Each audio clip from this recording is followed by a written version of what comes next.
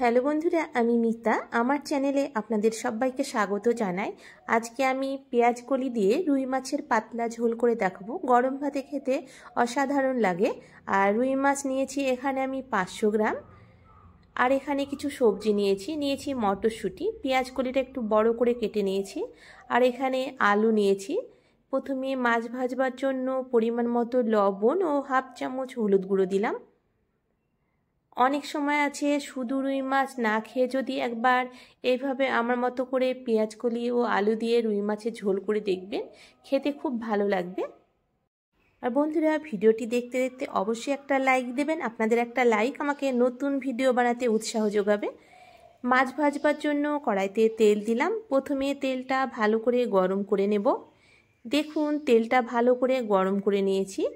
এরপর খুব সামান্য পরিমাণ লবণ দিলাম। তেল গরম করবার পর যদি সামান্য লবণ দিয়ে মাছটা ভেজে নেওয়া যায়, তাহলে কড়াইতে মাছ আর আটকে যাবে না। এই সময় গ্যাসের ফ্লেমটা আমার মিডিয়াম টু হাই রেখেছি।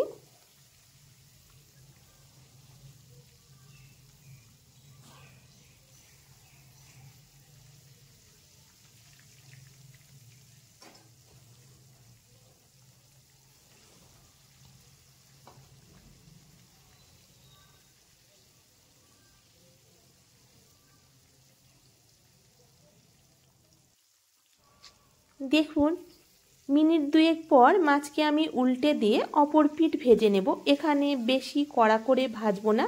বেশি কড়া করে ভাজলে মাছের আসল টেস্টটা থাকে না। আর আপনারা যদি বেশি কড়া ভাজা খেতে পছন্দ করেন, তাহলে বেশি কড়া করে ভেজে নেবেন। কিন্তু সবজি দিয়ে ঝোল বানালে এই রকম হালকা করে ভেজে নিলে খেতে ভালো লাগে। দেখুন, এই মাছগুলো ভাজা হয়ে গেছে। একই রকমভাবে বাকি মাছগুলো ভেজে নেব।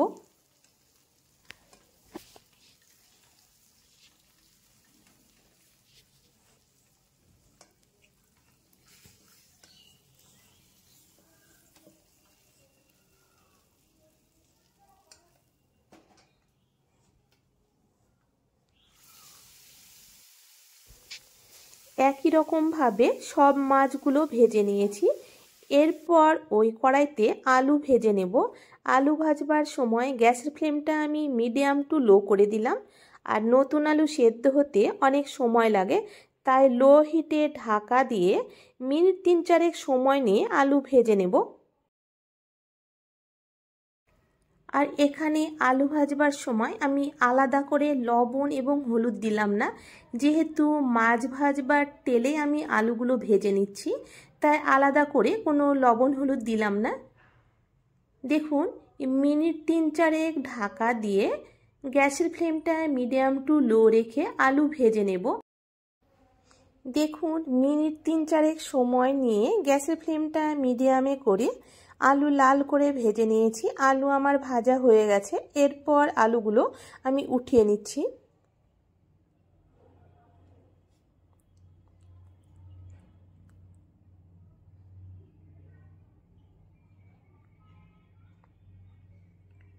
এরপর ওই তেলে হাফ চামচ গোটা জিরে, 3টে শুকনো লঙ্কা, একটা কুচনো পেঁয়াজ দিলাম।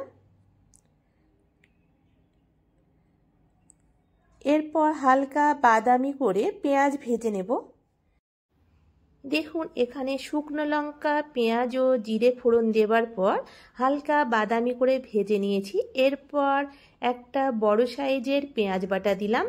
তারপর 1 চামচ আদা ও রসুন বাটা দিয়ে মিনিট 2-3 সময় নিয়ে পেঁয়াজ বাটা ও আদা রসুন কষিয়ে নেব, যাতে আদা রসুন ও পেঁয়াজের কাঁচা গন্ধটা চলে যায়। দেখুন, মিনিট 2 কষিয়ে নেবার পর এখানে আমি কিছু গুঁড়ো মশলা দিলাম।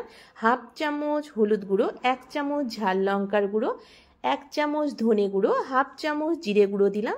এখানে সামান্য পরিমাণ জল দিয়ে মশলা কষিয়ে নেব। এরপর মশলার সঙ্গে আমি সবজিগুলো কষিয়ে নেব। এখানে ভেজে রাখা আলু আর 2টো টমেটো কুচি দিলাম, আর পেঁয়াজ কলি ও মটরশুঁটি দিলাম।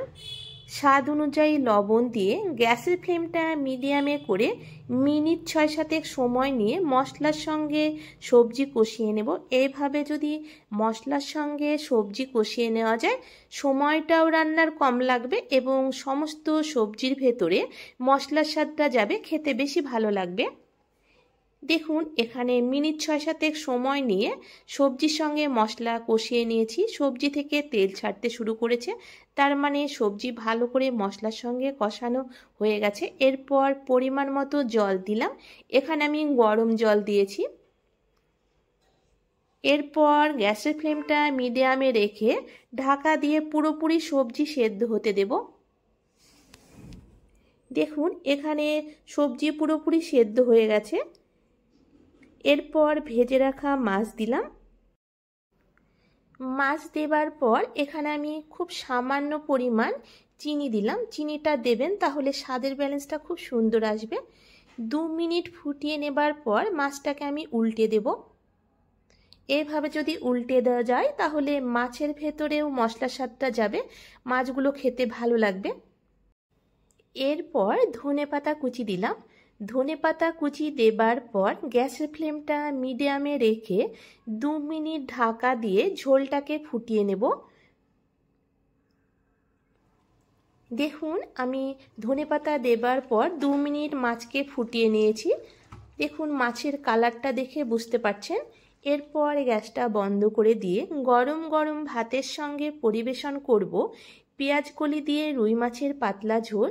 আপনারা একবার এইভাবে আমার মতো করে পেঁয়াজ কলি দিয়ে মাছ রান্না করে দেখুন, খুব ভালো লাগবে খেতে। ভালো লাগলে অবশ্যই বন্ধুরা কমেন্ট করে জানাবেন। আজকের মতো এই পর্যন্ত, দেখা হচ্ছে পরবর্তী ভিডিওতে। ততক্ষণে সবাই ভালো থাকবেন, সুস্থ থাকবেন। ধন্যবাদ বন্ধুরা আমার আজকের এই ভিডিওটি দেখার জন্য।